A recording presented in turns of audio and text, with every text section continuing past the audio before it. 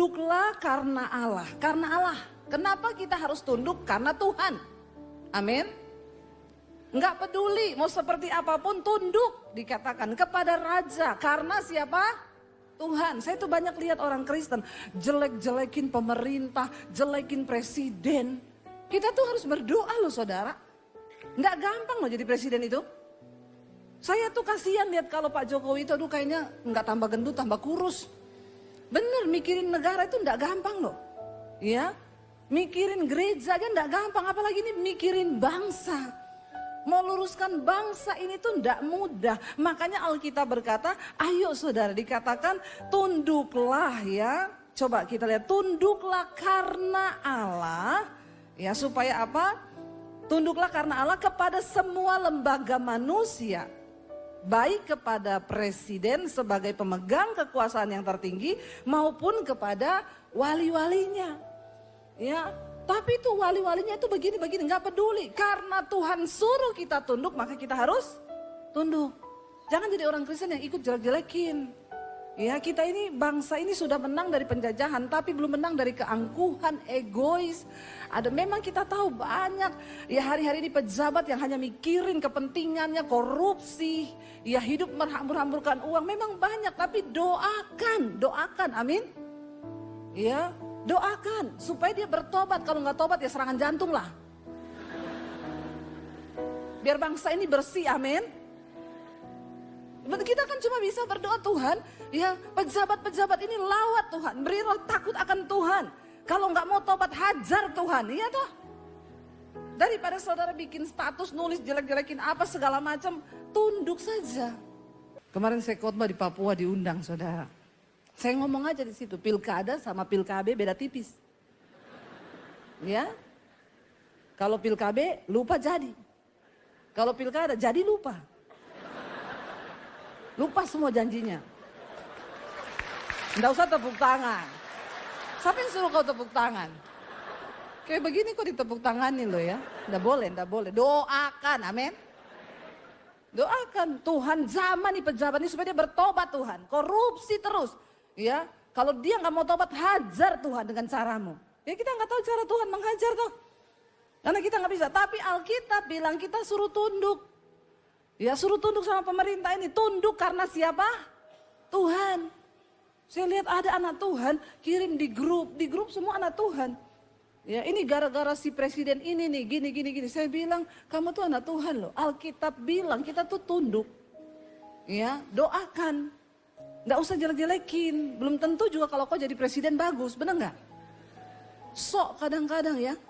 Memang penonton tuh lebih jago daripada pemain. Lihat tuh orang kalau nonton bola, harusnya ke kiri, ke kanan, padahal coba kalau kau yang main. Ini orang Kristen ini banyak cuma jadi penonton saja. Ya penonton komennya tuh gak karu-karuan. Bagian kita tunduk lalu doakan. Dikatakan tunduk kepada semua lembaga. Ya dikatakan di sana maupun kepada wali-walinya yang menghukum orang-orang yang berbuat jahat dan ya menghormati orang yang berbuat baik. Doakan supaya hukum di Indonesia ini tidak muncul terbalik, amin. Memang beda sih juga Indonesia ini kita perlu berdoa. Ya, kita kalau di luar negeri, maaf ya saya bukannya mau pamer-pamer saya ke luar negeri ya. Bukan ya. Bukan ya nak ya. Jangan ya nak ya. Jadi saudara, ya saya itu ya kita di Hong Kong nih ya saudara, mau nyebrang jalan lampunya nyala. Teman saya bilang berhenti. Awas loh jangan sampai maju. Ini cuma jalan kaki, kenapa? Saya lihat dengan mata kepala saya orang India depan kita ditahan. Langsung situ suruh bayar denda. Itu kedendanya kalau dirupiahkan 8 juta. Oh iya, jadi di sana kalau naik mobil itu kita lihat kalau lampunya sudah kuning injak rem. Kalau di Indonesia kuning injaknya apa?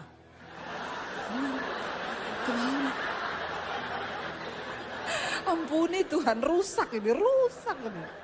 Bangsa ini memang benar-benar. Padahal kan kuning itu sebagai tanda berjaga karena sebentar lagi mau berhenti, mau merah. Ini kita punya pemikiran ini memang Indonesia ini ya saya tidak tahu ya. Jadi kita juga kalau ke luar negeri hati-hati banget. Suami saya nyetir di New York. Jangan ya nak ya. Jangan ya. Bukan sombong ini. Lalu gembalanya di New York, Pak hati-hati Pak, hati-hati. Bapak kalau udah masuk Manhattan itu crowded Pak, hati-hati jangan sampai melanggar. Kita udah deg-degan saudara, masuk Manhattan, suami saya bilang, mana ya crowdednya ya? Terus, crowded kan Pak? Kata suami saya biasa di Ciledug Raya Pak. Astaga Ciledug Raya, dia belum pernah nyetir di Ciledug Raya. Ya, itu jalan paling uji kesabaran di dunia. Iya, udah macetnya kayak gitu, tambah proyek galian tiap tahun. Itu taman ya, udah bagus kan, saya bilang sama suami, udah bagus taman ini. Tapi lihat saya besok dibongkar nih, bener. Udah bagus, besok dibongkar. Saya tanya sama teman saya, itu taman kenapa udah bagus dibongkar? Untuk penyerapan anggaran Bu. Oh, iya kalau nggak dibongkar nggak diserap. Berdoa buat bangsa ini, amin. Biar tidak banyak penyerapan-penyerapan yang begitu.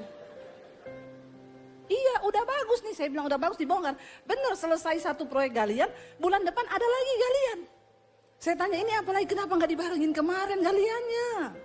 Iya, tapi ya begitu itulah saudara. Jadi kita ini hati-hati, tapi puji Tuhan lah sudah terlatih di Indonesia ya.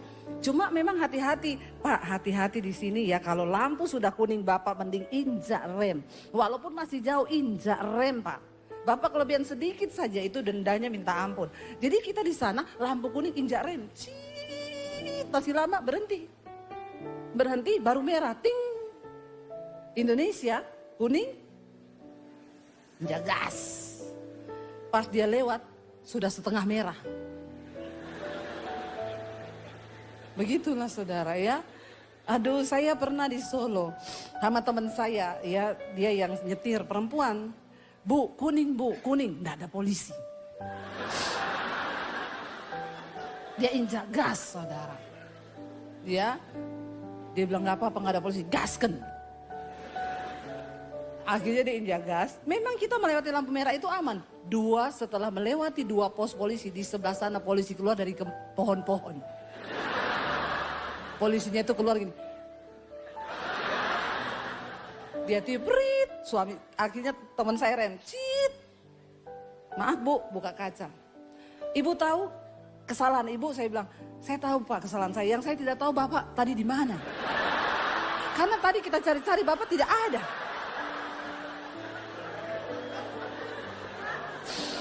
Kenapa Bapak tiba-tiba muncul di situ? Bapak punya ilmu, ingat kata Sumbokong, dia siluman ayah. Oh ternyata siluman. Ya sudah akhirnya atur damai. Saya bilang sama teman saya, ibu juga tadi kan saya sudah bilang berhenti. Lah tadi kan nggak ada polisinya di pos itu. Ya begitulah saudara.